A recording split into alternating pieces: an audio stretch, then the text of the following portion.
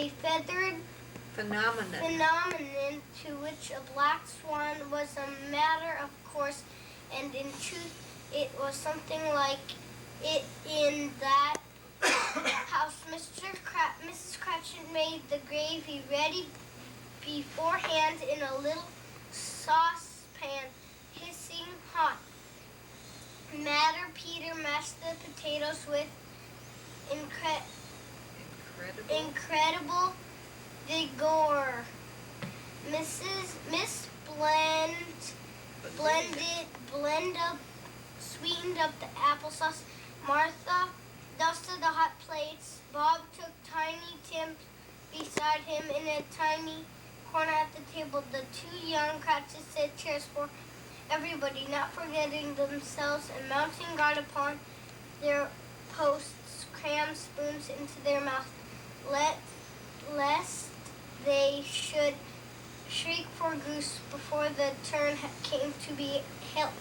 At the last, dishes were set on, and Grace said, except she breathless passed as Mrs. Cratchit looked slowly all along the carving knife and prepared to plunge into its breast.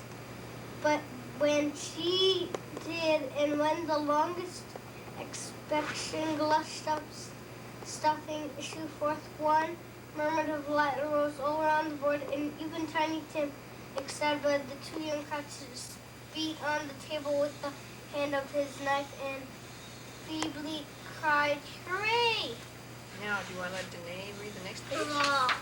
You read the next page. I'll let you read part of a paragraph, and then I'll read we'll the take next turns. page. Okay, you want to read here? I'm going to read a different story. Well, do you want to read part of this now?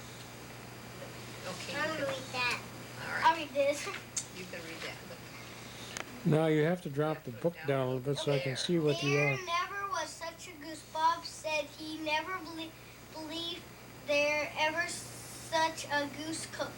Its tenderness and flavor, size, and cheapness were the themes of universal admiration.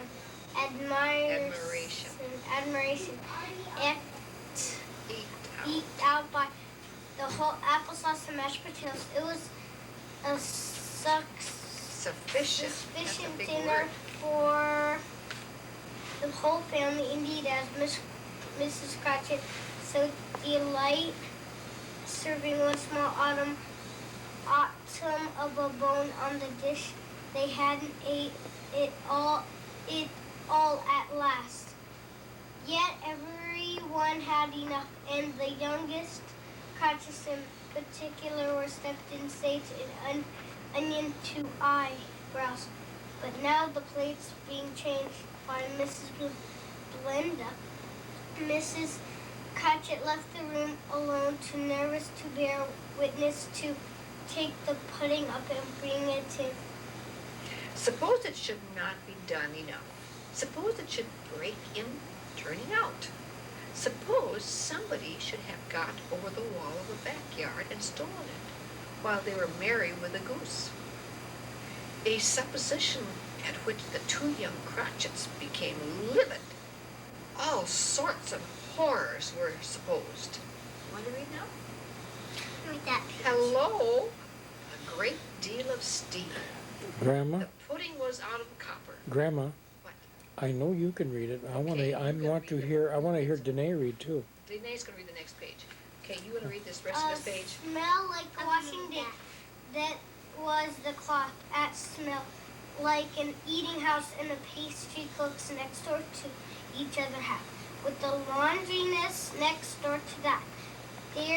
That was the pudding in half a minute. Mrs. Cratchit entered, flushed but smiling proudly, with the pudding like a speckled cannonball.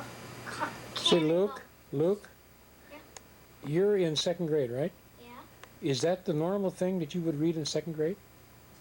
Or have you been studying this book in second grade in Saudi? No. Or you just started reading it after you came home here, right? No. I thought. Have you been practicing this book? No. Really? We never heard of it Is this a hard book for you to read, or is it easy to read? A little easy. Little easy. How many books have you read this year? 100 and something. What kind of books do you read? Big books like our mom reads. Really? Well, something like The Secret Seven Secret Seven? and Famous Five. These are mystery books? Yeah.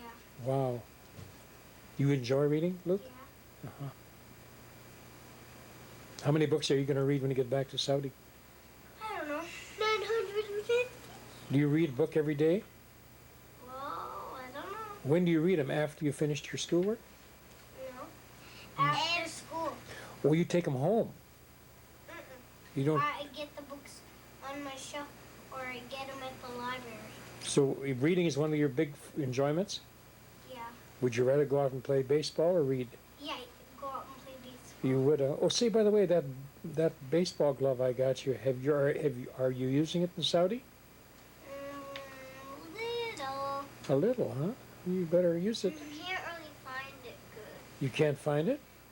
It's somewhere, but we haven't used it for a long time. Yeah, we have. I didn't because they couldn't find it, and I asked my mom, and she couldn't get it because she was working. Okay, should we let Denay read a little bit now? This Finish one reading is it here. Okay. blazing in half a quartering of ignited brandy and bedlight with Christmas holly stuck in the top. Oh, what a wonderful pudding, Bob Cratchit said, and called me to that he regarded it was the greatest success achieved by Mrs. Cratchit since their marriage. Mrs. Cratchit said that now the weight was off her mind. She could confess she had her doubts about the Being tasted. No. Start right there. Jug was. being tasted and considered perfect. Apples and oranges were put up on the table, and a shovel of chestnuts on the fire. Then all the Cratchit family flew around the earth in what Bob Cratchit called a circle, meaning half or one, and at Bob Cratchit's elbow stood the family display of glass, two numbers, and tumblers, and a custard cup without a handle. These held the hot stuff from the jug, however, as well as golden goblets would have done, and Bob served it out when gleaming looks while the chestnuts on the fire sputtered and cracked noisily. Then Bob Proposed. Merry Christmas to us all, my dears. God bless us with all the family. Re-echoed. God bless us everyone, said Tiny Tim, the last of all. That was nice. Go back. Now. It was the night before Christmas when all through the house not a creature was stirring, not even a mouse. The stockings were hung by the chimney with care in hopes that St. Nicholas soon would be there. The children were nestled all snug in their beds, while Visions. of sugar plums danced through their heads, and the mama in her kerchief, and I in my cap, and had just settled our brains for a long winter's nap, went out on